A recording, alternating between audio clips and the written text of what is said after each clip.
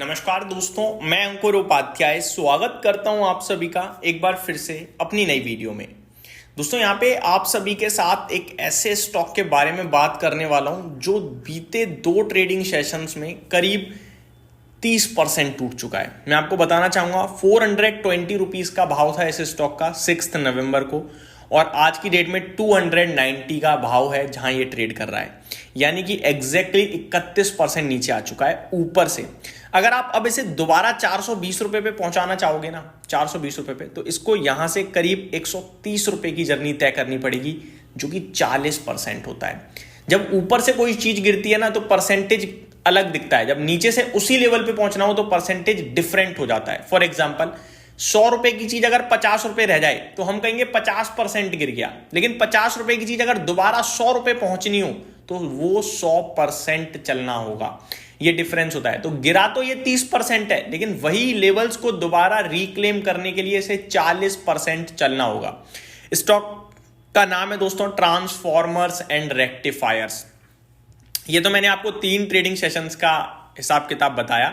मैं थोड़ा पीछे चला जाऊं तो स्टॉक करीब अक्टूबर 24, ज्यादा पीछे नहीं जा रहा हूं, आज 11 नवंबर है, करीब 10-12 ट्रेडिंग सेशन पीछे ही जा रहा हूं, वहां पे स्टॉक का भाव 480 रुपीज का हुआ करता था। वहां से काउंट करोगे तो 40% टूट चुका है। और थोड़ा और पीछे चलिए जाऊं तो सितंबर में शेयर का भाव 550 रुपए का था, वहां से देखूं तो 45% टूट चुका है। और अगर बात करूं स्टॉक के 1 साल की, तो 1 साल में जनवरी 2025 में शेयर 620 रुपए का हाई लगाता हुआ दिखा था, वहां से करीब 13% टूट चुका है। तो करेक्शन बहुत बड़ी हुई है इस स्टॉक में। हालांकि तेजी भी बहुत बड़ी है, क्योंकि तेजी शुरू हुई थी 2021 में, जब यह शेयर मात्र 13 रुपए का हुआ करता था। वहां से भागते भागते 600 650 तक गया, और अभी 650 वाला 290 हो गया है। अब सवाल ये उठता है कि ये स्टॉक इतनी तेज क्यों गिरा, तो इसके पीछे मैं आपको रीजन बताना चाहता हूं। 2 बड़ी खबरें हैं दोस्तों। पहली तो परसों के सेशन में इस कंपनी के नतीजे आए थे, और नतीजे थे वीक, जिसकी वजह से ये स्टॉक टूटा और गिरकर करीब 20% का लोअर सर्किट लगा दिया था इसने कल के ट्रेडिंग सेशन में अपने नंबर्स के बाद। मैं एक बार आपको रिजल्ट्स भी बताना चाहूंगा। कंपनी का रेवेन्यू अगर आप देखोगे तो सिग्निफिकेंटली गिरता हुआ दिखा है क्वार्टर ऑन क्वार्टर, करीब 49%। सम रिपोर्ट से 49% quarter on quarter and 25% year on year basis पे कंपनी का नेट प्रॉफिट टूटता हुआ दिखा है। ठीक है जी, एग्जैक्टली मैं फिगर आपको बता देता हूं ये परसेंटेज टर्म्स को छोड़ते हुए। साथ ही साथ एक खबर और आई है इस स्टॉक के लिए, वो आई कल शाम को, जिसकी वजह से आज 10% का लोअर सर्किट लग गया। पहले नतीजे बताता हूं।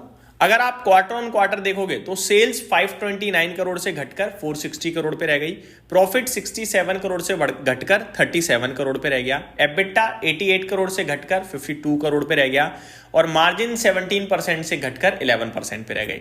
ये क्वार्टर ऑन क्वार्टर हाल था, तो आप देख सकते हो कितना खराब हाल था। अब इसकी वजह से तो कल 20% का सर्किट लग गया, आज 10% क्यों टूटा, उसके पीछे एक अलग खबर है।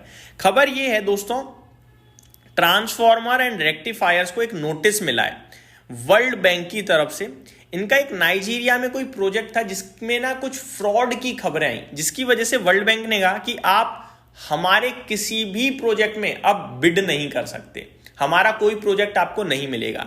और इसी की वजह से ये स्टॉक आज 10% का सर्किट लगाता हुआ दिखाए। हालांकि अभी बहुत सारी चीजें अनक्लियर हैं, जैसे कि जब वर्ल्ड बैंक किसी को बैन करता है ना प्रोजेक्ट में पार्टिसिपेट करने के लिए, तो वो करीब 4 साल के लिए करता है। तो अभी डेट नहीं पता कि किस डेट से बैन करा है इन्होंने, पहली बात। दूसरी बात, अभी किस प्रोजेक्ट से रिलेटेड करा है। नाइजीरिया वाला प्रोजेक्ट तो हमें पता है वहां पे कुछ फ्रॉड का केस है, लेकिन कितने प्रोजेक्ट, किस तरीके के प्रोजेक्ट, वो चीजें अभी अनक्लियर टाइप दिख रही हैं, जिसकी वजह से कहीं ना कहीं अभी और हमें हो सकता है कुछ चीजें आती हुई दिखें, क्लियरिटी मिलेगी तो शायद थोड़ा रिलीफ मिल सकता है, या और दिक्कत भी आ सकती है। मैं आपको बताना चाहूंगा, the sanction related to alleged corrupt fraudulent practices in connection with a project in Nigeria, specifically a $486 million power grid upgrade. तो ये पूरी डिटेल्स आते हुए दिख रही हैं यहाँ पे, जिसकी वजह से स्टॉक टूटा है। अब सवाल ये उठता है कि इन्वेस्टर्स क्या करें क्या ना करें।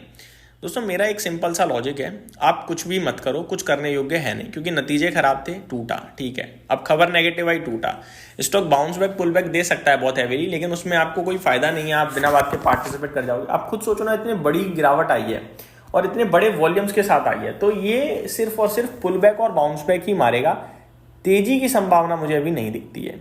अब वो एक अलग बात है, 290 से 350 हो जाए या 340 हो जाए, हो सकता है 250 रुपये होकर 300 रुपये आए, वो भी हो सकता है। तो मैं यहाँ पे कुछ भी नहीं कहूँगा, क्योंकि ना वॉल्यूम्स आप देख के डर जाओगे, ऐसे वॉल्यूम्स है। मैं आपको बताता हूँ एग्जैक्टली।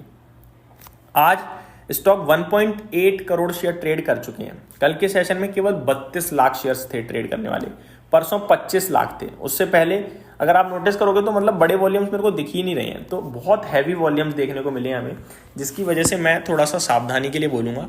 आज बड़े वॉल्यूम्स आए हैं, बहुत बड़े वॉल्यूम्स आए हैं, बट मेरा मानना है कि मज़ा नहीं आ रहा। इस बीच में एक अच्छी चीज़ भी बताता हूँ, बाजार हरे निशान में आ गया है निफ्टी पे।